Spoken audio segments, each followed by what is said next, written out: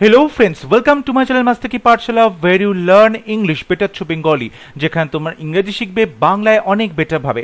Essay writing এর ক্লাসে তোমাদের সবাইকে আরো একবার ওয়েলকাম করছি। সামনেই তোমাদের WBCS মেইনস পরীক্ষা হতে চলেছে। WBCS মেইনস এর ইংলিশ কম্পালসরি পেপারে এসে রাইটিং এর এই টপিকগুলো খুবই গুরুত্বপূর্ণ হতে চলেছে। এর আগে এসে রাইটিং এর উপরে আমরা বেশ কিছু ক্লাসেস তোমাদের জন্য করিয়েছি যেখানে কারেন্ট অ্যাফেয়ার্সে বিভিন্ন টপিক নিয়ে আলোচনা করা হয়েছে।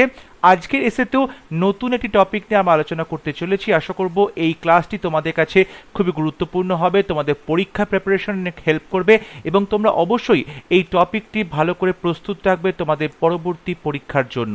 তাহলে শুরু করছি আজকের lesson. Write an essay on legalisation of euthanasia in India. Euthanasia ইন্ডিয়াতে লিগালাইজ করা যাবে কিনা, অর্থাৎ ইউথানাসিয়াকে আইনি বৈধতা দেওয়া যাবে কিনা সেটা নিয়ে আজকের এসে রাইটিং। তোমাদের প্রথমেই জানতে হবে ইউথানাসিয়া কাকে বলে। ইউথানাসিয়ার বাংলা অর্থ হলো ইচ্ছা মৃত্যু, অর্থাৎ যদি কোনো পেশেন্ট সে এমন কোনো ইনকিউরেবল ডিজিজে ভুগছেন, অর্থাৎ দুরারোগ্য ব্যাধিতে ভুগছেন যেটা কখনো সে সুস্থ হবে না সেই ব্যাধি থেকে, কিংবা সে হয়তো কোমাতে রয়েছে, অর্থাৎ সেই রকম একটা স্টেট যেখান থেকে তার সুস্থ হয়ে ওঠার সম্ভাবনা একদম জিরো, কখনোই পসিবল নয় এবং তার একমাত্র ভবিষ্যৎ হচ্ছে মৃত্যু, তখন সেই পেশেন্ট চাইলে ইউথানাসিয়া জন্য অ্যাপ্লাই করতে পারে বা স্বেচ্ছা মৃত্যু ইচ্ছা মৃত্যুর জন্য অ্যাপ্লাই করতে পারে। ভারতবর্ষে এখনো পর্যন্ত অ্যাক্টিভ ইউথানাসিয়াকে লিগালাইজ করা সম্ভব হয়নি। আজকের এসেতে আমরা জানব ইউথানাসিয়া কি, কেন সেটা লিগালাইজ করা সম্ভব হচ্ছে না, ভারতবর্ষে কি কি জাজমেন্ট পাস করা হয়েছে বাই সুপ্রিম কোর্ট ইউথানাসিয়ার সপক্ষে কিংবা বিপক্ষে, কেন প্যাসিভ ইউথানাসিয়াকে লিগাল করা সম্ভব হয়েছে কিন্তু অ্যাক্টিভ ইউথানাসিয়াকে লিগাল করা সম্ভব নয়, কি কি পদক্ষেপ নিতে হবে সুপ্রিম কোর্ট এবং ইন্ডিয়ান গভর্নমেন্টকে অ্যাক্টিভ ইউথানাসিয়াকে লিগাল করার জন্য, বা আদৌ কি অ্যাক্টিভ ইউথানাসিয়া লিগাল করা উচিত, এই সমস্ত বিষয় নিয়ে আজকে এসেতে আমরা আলোচনা করব। আশা করি ক্লাসটি তোমাদের ভালো লাগবে এবং অবশ্যই তোমরা মন দিয়ে ক্লাসটি শেষ পর্যন্ত দেখবে। তাহলে শুরু করছি আজকের lesson. Legalisation of euthanasia in India. Euthanasia যে শব্দটি এসেছে গ্রিক ইউ, তার মানে হচ্ছে means good and thanatos means death, অর্থাৎ ইউথানাসিয়া যে গ্রিক শব্দ থেকে এসেছে সেই শব্দটিকে যদি আমরা ভাঙি তাহলে আমরা পাবো ইউ এবং থান্টোস। ইউ মানে হচ্ছে গুড ভালো, থান্টোস মানে হচ্ছে ডেথ। তার মানে ইউথানাসিয়া শব্দের যে আক্ষরিক অর্থ তার মানে হচ্ছে গুড ডেথ, অর্থাৎ ভালো মৃত্যু। Euthanasia is an act or practice of deliberate ending of the life of an individual suffering from a terminal illness or in an incurable condition by injection, active euthanasia, or by withholding or withdrawing treatment necessary for maintaining life, that is passive euthanasia. বলা হচ্ছে ইউথানাসিয়াটা কি, এখানে লেখা হয়েছে সেটা euthanasia is an act or practice of deliberate ending. Deliberate মানে নিজের ইচ্ছায় ইচ্ছাকৃতভাবে এন্ড করছে, শেষ করে দিচ্ছে, of the life of an individual, কোন একটি মানুষের জীবন। কোন মানুষের জীবন?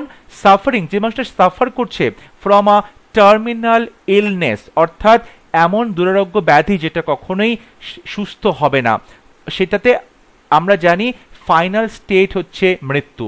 Or in an incurable condition, কিংবা এমন একটা সিচুয়েশন যেটা কখনো সুস্থ হবে না, ইনকিউরেবল কন্ডিশন, এবং সেটা শেষ করছে, জীবন শেষ করে দিচ্ছে বাই ইনজেকশন, কোনো লিথাল ইনজেকশন, প্রাণঘাতী ইনজেকশনের মাধ্যমে। এই যে প্রাণঘাতী ইনজেকশনের মাধ্যমে কাউকে মেরে ফেলা হচ্ছে এটাকে বলা হচ্ছে active euthanasia. Or by withholding or withdrawing treatment necessary to maintain life, কিংবা আর একটা ভাবেও এই কাজটা করা যায়, সেটা হচ্ছে উইথহোল্ডিং কিংবা উইথড্রয়িং ট্রিটমেন্ট, অর্থাৎ একটা রোগীকে বাঁচিয়ে রাখতে গেলে যে লাইফ সাপোর্ট দেওয়া হয়, যে ট্রিটমেন্টগুলো করা হয়, সেই ট্রিটমেন্টগুলো সে উইথড্র করছে, ট্রিটমেন্টগুলো সে করা বন্ধ করছে বা ট্রিটমেন্টগুলো সে তুলে দিচ্ছে, যে ট্রিটমেন্টগুলো তাকে বাঁচিয়ে রাখার জন্য দরকার ছিল, সেটাকে বলা হচ্ছে প্যাসিভ ইউথানাসিয়া। তাহলে ইউথানাসিয়া হলো ইচ্ছা মৃত্যু, অর্থাৎ কোনো পেশেন্ট যে এমন কোনো দুরারোগ্য ব্যাধিতে ভুগছে যেখান থেকে তার সুস্থ হওয়ার কোনো সম্ভাবনা নেই এবং সে যদি চায় তাহলে সে অ্যাক্টিভ ইউথানাসিয়া বা প্যাসিভ ইউথানাসিয়া এই দুটোর মাধ্যমে নিজের প্রাণকে সে সেখানেই শেষ করে দিতে পারে। অ্যাক্টিভ ইউথানাসিয়া হচ্ছে ডিরেক্টলি পেশেন্টকে একটা লিথল ড্রাগ বা ইনজেকশন দেওয়া হবে এবং সেই পেশেন্টটি মারা যাবে। প্যাসিভ ইউথানাসিয়া হচ্ছে এরকম কোনো ইনজেকশন ডিরেক্টলি পুশ করা হবে না, কিন্তু একজন পেশেন্টকে বাঁচিয়ে রাখতে গেলে যে ট্রিটমেন্টগুলো করা হয়, যে লাইফ সাপোর্টগুলো দেওয়া হয়, সেগুলো আস্তে আস্তে তুলে নেওয়া হবে এবং সেই পেশেন্টটি আস্তে আস্তে মৃত্যুর কোলে ঢলে পড়বে। তাহলে ইউথানাসিয়া কি আমরা জানলাম, এবং অ্যাক্টিভ ইউথানাসিয়া এবং প্যাসিভ ইউথানাসিয়া এই দুটো ডিফারেন্স আমরা জানতে পারলাম। It is also known as mercy killing, এবং এটাও বলা হয় মার্সি কিলিং, অর্থাৎ কোনো মানুষের যে অবস্থা, তার যে শোচনীয় অবস্থার মধ্যে সে রয়েছে, কোমাতে রয়েছে, যেখান থেকে সে কখনোই আর সুস্থ হয়ে ফিরে আসবে না, সেই রকম অবস্থা থেকে তাকে বাঁচানোর জন্য, তাকে উদ্ধার করার জন্য মার্সি কিলিং অর্থাৎ দয়া পরবশ হয়ে তাকে মেরে ফেলা হচ্ছে, তাকে এই দুঃখ কষ্ট থেকে মুক্তি দেওয়া হচ্ছে। The basic intention behind euthanasia is to ensure a dignified and less painful death to a person who is in any case going to die after a long period of suffering. বলা হচ্ছে ইউথানাসিয়ার পেছনে যে intention বা ইচ্ছেটা রয়েছে সেটা হলো একটি মানুষকে ডিগনিফাইড ডেথ, অর্থাৎ তাকে মর্যাদা সহকারে মৃত্যু বরণ করতে বলা হচ্ছে, মর্যাদা সহকারে ডিগনিফাইড ডেথ, এবং লেস পেনফুল ডেথ, এবং অবশ্যই যন্ত্রণাবিহীন যে মৃত্যু, সেই মৃত্যুটা দেওয়া হচ্ছে একটি মানুষকে, যে মানুষটি আর কোনোভাবেই কিন্তু তার দুঃখ দুর্দশা থেকে ফিরে আসতে পারবে না এবং তার যে অন্তিম পরিস্থিতি সেটা অবশ্যই মৃত্যুতে শেষ হবে। সেই জন্য সেই মানুষটিকে আর কষ্ট না দিয়ে তাকে ইচ্ছা মৃত্যুতে তাকে দেওয়া হচ্ছে, ইচ্ছা মৃত্যু তাকে সুযোগ সেটা দেওয়া হচ্ছে। এর পরে প্যারাগ্রাফে আমরা দেখব যে এখনো পর্যন্ত সুপ্রিম কোর্ট কি কি জাজমেন্ট পাস করেছে এবং ফাইনালি ইন্ডিয়াতে প্যাসিভ ইউথানাসিয়াটা যে লিগ্যাল হয়েছে এবং সেখানে কি কি গাইডলাইন্স মেনটেন করতে বলা হয়েছে সেই বিষয়গুলো জানব। The prevailing legal position of euthanasia has been established by a series of 3 cases. ভারতবর্ষে ইউথানাসিয়াকে যে লিগ্যাল করা হয়েছে, প্যাসিভ ইউথানাসিয়াকে, তার যে আইনি বৈধতা পাওয়া গেছে সেটা আমরা মেইনলি 3টে কেসের মাধ্যমে পেয়েছি। এখানে কর হবে KAUR versus state of Punjab, যেটা 1996 জাজমেন্ট পাস করা হয়েছিল, Aruna Shanbaug versus union of India 2011, and finally common cause versus Union of India in 2018. এই 3টে জাজমেন্টের মাধ্যমেই কিন্তু প্যাসিভ ইউথানাসিয়াকে লিগ্যাল করা সম্ভব হয়েছে। ইন কমন কজ, যেটা 2018 কেস হয়েছিল, জাজমেন্ট পাস করেছিল, the supreme court of India legalised passive euthanasia. এই কেসের মাধ্যমে সুপ্রিম কোর্ট অফ ইন্ডিয়া ভারতবর্ষে প্যাসিভ ইউথানাসিয়াকে আইনের বৈধতা পর্যায়ে নিয়ে আসে, আইনি বৈধতা প্রদান করে আন্ডার সার্টেন সার্কামস্ট্যান্সেস, এবং এই প্যাসিভ ইউথানাসিয়াটাও কিন্তু প্র্যাকটিস করা যাবে বিশেষ কিছু সার্কামস্ট্যান্সেস থাকলে, বিশেষ কিছু পরিস্থিতিতে। স্টেটিং দ্যাট, এবং সুপ্রিম কোর্ট এটা বলে, it was a matter of living will, এবং এই যে লিগ্যাল করা হলো প্যাসিভ ইউথানাসিয়াকে, এটা সম্ভব যদি পেশেন্ট লিভিং উইল করে, অর্থাৎ পেশেন্ট জীবন্ত থাকা অবস্থায় যদি তার নিজের ইচ্ছেটা ডকুমেন্ট হিসেবে জানিয়ে যায় যে যদি কখনো সেই পেশেন্ট এরকম ভেজিটেটিভ স্টেট বা কোমাতে চলে যায় যেখানে তাকে লাইফ সাপোর্ট দিয়ে দিনের পর দিন বাঁচিয়ে রাখতে হয়, তখন পেশেন্ট আগে থেকেই সেটা বলে দেয় যে তাকে যেন প্যাসিভ ইউথানাসিয়া দেওয়া হয়, তাকে যেন ইচ্ছা মৃত্যু দেওয়া হয়। It issued guidelines regarding advance directives, যাকে সংক্ষেপে এডি বলা হয়, which are documents that detail the choices of the patient regarding treatment decisions, যেটাকে লিভিং উইল বললাম, along with who would be competent to take decisions on their behalf in case of their inability to do so.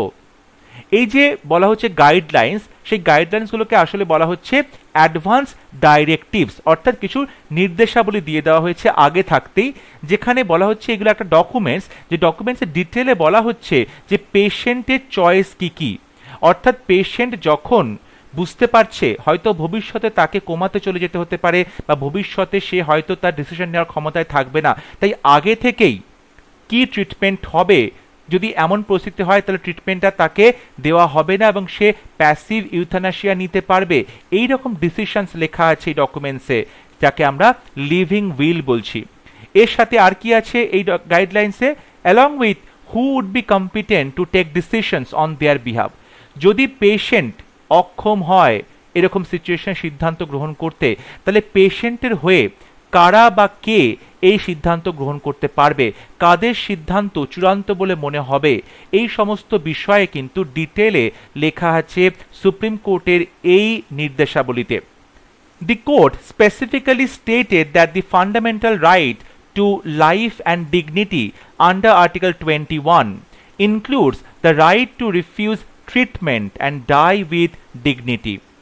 আমরা সবাই জানি supreme court এই কেসের মাধ্যমে আমাদের সংবিধানে যে মৌলিক অধিকার দেওয়া আছে ফান্ডামেন্টাল রাইট, যেটা বলা হচ্ছে আর্টিকেল 21-এ, যেখানে বলা হচ্ছে মানুষ বেঁচে থাকার অধিকার এবং সম্মানের সাথে বেঁচে থাকার যে অধিকার ডিগনিটি, সেটা কিন্তু একটা মৌলিক অধিকার। যদি মৌলিক অধিকার হয় বেঁচে থাকার অধিকার এবং সম্মানের সাথে বেঁচে থাকার অধিকার, তাহলে অবশ্যই সেখানে কিন্তু ডিগনিটির সাথে মরে যাওয়ার অধিকারটাও থাকা উচিত, এবং সুপ্রিম কোর্ট এই ডিসিশনের মাধ্যমে সেটা পরিষ্কারভাবে বলে দেয় যে আর্টিকেল 21-এর মধ্যে যেখানে বলা আছে বেঁচে থাকার অধিকার, সম্মানের সাথে বেঁচে থাকার অধিকার যদি মানুষের মৌলিক অধিকার হয়, তাহলে সেই মানুষটি কোনো ট্রিটমেন্ট গ্রহণ করবে না, এটাও কিন্তু সে রিফিউজ করতে পারে, কোনো ট্রিটমেন্ট সে গ্রহণ করবে না এই ডিসিশন নিতে পারে, এবং ডাই উইথ ডিগনিটি অর্থাৎ সম্মানের সাথে আত্মমর্যাদা নিয়ে সে কিন্তু মরতেও পারে, এটাও তার একটা ফান্ডামেন্টাল রাইট বা মৌলিক অধিকারের মধ্যে পড়ছে। It held that fundamental right to a meaningful existence includes a person's choice to die without suffering. বলা হচ্ছে যদি মৌলিক অধিকার এটা হয় যে একটি মানুষ তার যে অস্তিত্ব, বেঁচে থাকার অস্তিত্ব, সেটা অবশ্যই সম্মানের সাথে হবে, ডিগনিটির সাথে হবে, তাহলে তার মধ্যে অবশ্যই সেই মানুষের যে পছন্দ, সে মরে যাবে, কোনো রকম কষ্ট ভোগ করতে চাইবে না এবং সম্মানের সাথে মরবে, ডাই উইথ ডিগনিটি, এটাও ইনক্লুড করা হবে। These guidelines were amended in February 2023. কিন্তু 2023-এর ফেব্রুয়ারি মাসে এই যে গাইডলাইন 2018-তে দেওয়া হয়েছিল, সেই গাইডলাইনগুলো অ্যামেন্ড করা হয়, সংশোধন করা হয় to facilitate easier implementations of this directives, যাতে করে এই যে ডাইরেক্টিভসগুলো দেওয়া হয়েছিল 2018 সালে নির্দেশাবলী, সেগুলো আরও সহজভাবে ইমপ্লিমেন্ট করা যায়, কার্যকরী করা যায় to larger section of society, যাতে সমাজের বেশি অংশের মানুষ এগুলো সম্পর্কে জানতে পারে এবং প্যাসিভ ইউথানাসিয়াটা তারা কার্যকর করতে পারে প্রয়োজন পড়লে, সেই বিষয়টাকে আরো সহজ করার জন্য, সহজ ইমপ্লিমেন্টেশন করার জন্য এগুলোকে সংশোধন করা হয়। Supreme court held that an attestation by a notary or a gazette officer would be sufficient for a person to make a valid living will. Supreme court নতুনভাবে বলে যে যখন মানুষ, কোনো পেশেন্ট, তার যে লিভিং উইল অর্থাৎ তাকে প্যাসিভ ইউথানাসিয়া দেওয়া হবে কি হবে না, এটা যে আগে থেকে সে ডকুমেন্টটা তৈরি করছে, সেই ডকুমেন্টটা কোনো নোটারি অফিসার কিংবা কোনো গ্যাজেটেড অফিসারকে দিয়ে অ্যাটেস্টেশন করালেই সেটা পসিবল, সেটা কোনো কোর্টে গিয়ে কোনো জাজের সামনে না করলেও চলবে। This document will be a part of the National Health Digital Record, which can be accessed by hospitals and doctors from any part of the country. এবং এই যে লিভিং উইল ডকুমেন্ট, যে কাগজটা থাকবে, সেই ডকুমেন্টটা ন্যাশনাল হেলথ ডিজিটাল রেকর্ডে রাখা থাকবে এবং যে কোনো হসপিটাল, যে কোনো ডক্টর সারা দেশ জুড়ে যে কোনো প্রান্ত থেকেই এই ডকুমেন্টটা কিন্তু অ্যাক্সেস করতে পারবে, জানতে পারবে পেশেন্টের সম্পর্কে। If the permission for passive euthanasia is denied by the hospital's medical board, কিন্তু দেখা যায় যদি হসপিটালের মেডিকেল বোর্ড কোনো পেশেন্টের এই যে আর্জি প্যাসিভ ইউথানাসিয়ার জন্য, সেটা যদি তারা মঞ্জুর না করে, ডিনাই করে, the family members of the patient can challenge ইট, তাহলে ফ্যামিলি মেম্বার যারা রয়েছে পেশেন্টের, তারা এই ডিসিশনটাকে চ্যালেঞ্জ করতে পারবে ইন দি হাইকোর্ট, সেই রেসপেক্টিভ হাইকোর্টে গিয়ে ভায়া রিট পিটিশন, রিট পিটিশনের মাধ্যমে আন্ডার আর্টিকেল 226, অর্থাৎ রিট পিটিশনের মাধ্যমে হাইকোর্টে আর্টিকেল 226-এর আওতায় পেশেন্টের বাড়ির লোকজন হসপিটালের যে মেডিকেল বোর্ড ডিসিশন সেটাকে চ্যালেঞ্জ করতে পারে। The current position puts the onus largely on the families of the patient, এবং এই যে ডাইরেক্টিভ নতুন করে অ্যামেন্ড করা হয়েছে সেখানে প্রত্যেকটি যে পেশেন্ট তাদের ফ্যামিলির লোকজন তাদের উপর কিন্তু খুব বড় একটা দায়িত্ব, খুব বড় একটা চাপ তাদের উপরে চাপিয়ে দেওয়া হয়েছে, যাতে করে প্যাসিভ ইউথানাসিয়াটা সঠিকভাবে কার্যকর করা যায়। It has been held continuously that active euthanasia can only be legalized through legislation, এবং এটা কন্টিনিউয়াসলি বলা হচ্ছে যে অ্যাক্টিভ ইউথানাসিয়া সেটা কিন্তু দেশে যদি কার্যকর করতে হয়, আইনি বৈধতা দিতে হয়, তাহলে সেটাকে অবশ্যই আইনের মাধ্যমে ল তৈরি করে সারা দেশের মানুষের সম্মতি নিয়েই কিন্তু এটা করতে হবে। এটা সুপ্রিম কোর্ট একা করতে পারবে না। It's legalisation is a matter of great debate, কারণ অ্যাক্টিভ ইউথানাসিয়াকে যদি আইনি বৈধতা দিতে হয় তাহলে সেটা কিন্তু খুবই বিতর্কের একটা বিষয় হবে। Euthanasia provides a way to relieve the intolerably extreme pain. আমরা সবাই এটা বুঝতে পারছি যে ইউথানাসিয়া থেকে খুব যে ইনটলারেবলি এক্সট্রিম পেইন, যেটা অসহ্যকর যন্ত্রণা, ব্যথা বেদনা, সেখান থেকে অবশ্যই পেশেন্টকে রিলিফ দেওয়া যায়, স্বস্তি দেওয়া যায়। And suffering of an individual, এবং একজন পেশেন্টের যে দুঃখ কষ্ট সেটাকে তোমরা এই ইউথানাসিয়ার মাধ্যমে, অ্যাক্টিভ ইউথানাসিয়ার মাধ্যমে বন্ধ করা যেতে পারে। বাট কিন্তু euthanasia devalues the dignity and sanctity of human life, কিন্তু এই ইউথানাসিয়া দেখা যাচ্ছে মানুষের যে সম্মান এবং মানুষের যে জীবনের মূল্য, জীবনের যে একটা গুরুত্ব রয়েছে, সেটাকে কিন্তু, জীবনের যে একটা বলতে পারো পবিত্রতা, সেটাকে নষ্ট করছে। It is also against the medical ethics, morals and public policy, এবং অবশ্যই মেডিকেল যে এথিক্স রয়েছে, মূল্যবোধ, নৈতিকতা, তার বিপরীতে, কারণ যখন ডক্টররা তারা ডক্টর হচ্ছে তাদের কিন্তু শপথ বাক্য পাঠ করতে হয় যে তারা কোনো অবস্থাতেই কোনো পেশেন্টকে মেরে ফেলতে পারে না বা কোনো পেশেন্টকে ইচ্ছা মৃত্যুর দিকে ঠেলে দিতে পারবে না। তাহলে আজকে যদি তারা অ্যাক্টিভ ইউথানাসিয়া প্র্যাকটিস করে তাহলে সেটা অবশ্যই তাদের যে মেডিকেল এথিক্স বা মোরালস তার আগেনস্টে হবে। In the present time, বর্তমান সময়ে medical science is advancing and the most incurable diseases are becoming curable today. বর্তমানে মেডিকেল সায়েন্স এতটাই অ্যাডভান্স করছে, উন্নত হচ্ছে, এগিয়ে চলেছে, যেখানে সবথেকে ইনকিউরেবল ডিজিজ অর্থাৎ যেগুলো দুরারোগ্য ব্যাধি সেগুলোও কিন্তু আজকাল কিওর করা যাচ্ছে, সারিয়ে তোলা যাচ্ছে। Another argument is that it will lead to its misuse by the doctors, এবং আরেকটা আর্গুমেন্ট হচ্ছে যে হয়তো ডক্টরদের হাতে যদি এই ক্ষমতা দেওয়া হয় যে তারা অ্যাক্টিভ ইউথানাসিয়া প্র্যাকটিস করতে পারবে, তাহলে এটার অবশ্যই মিসইউজ হবে বা অপব্যবহার হবে। Moreover, it is probable that the patient comes under the impression that he is a burden on his family and decides to take such a drastic step of ending his life, এবং এটা ধরে নেওয়া হচ্ছে যদি patient কখন এটা বুঝতে পারে যে সে তার ফ্যামিলির ওপর একটা বোঝা হয়ে দাঁড়িয়েছে, বার্ডেন হয়ে দাঁড়িয়েছে, এবং সে তাহলে খুব সহজেই ডিসিশন নিতে পারবে যে সে তার লাইফটা শেষ করে দেবে, সে তার ফ্যামিলির ওপর আর বোঝা হয়ে থাকতে চাইবে না, এবং সে অবশ্যই অ্যাক্টিভ ইউথানাসিয়া প্র্যাকটিস করতে চাইবে, অ্যাক্টিভ ইউথানাসিয়ার মাধ্যমে নিজেকে মেরে ফেলতে চাইবে। ইট ইজ ফিয়ার্ড, এটা ভয় পাওয়া হচ্ছে, এটা আশঙ্কা করা হচ্ছে that if euthanasia is legalised, যদি ইউথানাসিয়া লিগাল করা হয়, then other groups of more vulnerable people will become at risk, তাহলে আরও যারা ভালনারেবল পিপল আছে, যেরকম বয়স্ক লোকেরা আছে কিংবা বিভিন্ন ফিজিক্যালি চ্যালেঞ্জ লোকজন আছে, তারা কিন্তু আরও বেশি বিপদের মুখে পড়বে। তাহলে এই অ্যাক্টিভ ইউথানাসিয়ার দোহাই দিয়ে এরকম অনেক লোকজনকে মেরে ফেলা হবে, ডক্টররা মিসইউজ করতে পারে, ফ্যামিলি মেম্বার্সরা শত্রুতা করতে পারে, মিসইউজ করতে পারে। While these judgments outline detailed procedures for passive euthanasia and advance directives, আমরা এতক্ষণ যে জাজমেন্ট দেখলাম সেখানে ডিটেলে বলা হচ্ছে প্রসিডিওরটা কী হবে প্যাসিভ ইউথানাসিয়ার জন্য এবং কী কী ডাইরেক্টিভস রয়েছে, গাইডলাইন্স মেনটেন করতে হবে। The reality on the ground is very different, sorry এখানে ইজ হবে, ইজ ভেরি ডিফারেন্ট, কিন্তু বাস্তবে যে চিত্র সেটা খুবই অন্যরকম, খুবই different. Very few people are aware of this directives, খুব কম লোকজন এই গাইডলাইন সম্পর্কে জানে। End of life decisions are incredibly hard to take.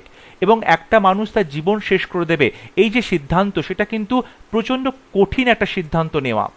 If we want to implement the right two live with dignity, যদি আমরা চাই একটি মানুষ সম্মানের সাথে মর্যাদার সঙ্গে জীবনযাপন করবে, যদি এটা ইমপ্লিমেন্ট করতে চাই, then more needs to be done to translate these directives and judgments and make them accessible to all।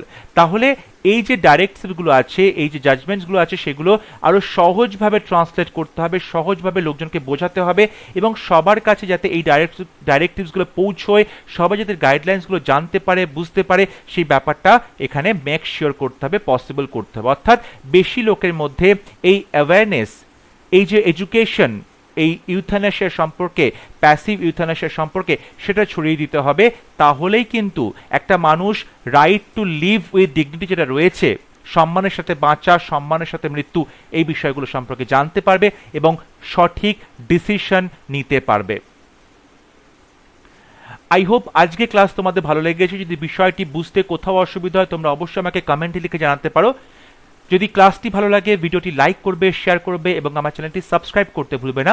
পরবর্তী লেসনে খুব শীঘ্র দেখা হবে। ততক্ষণ সবাই ভালো থাকবে, সুস্থ থাকবে। Thank you.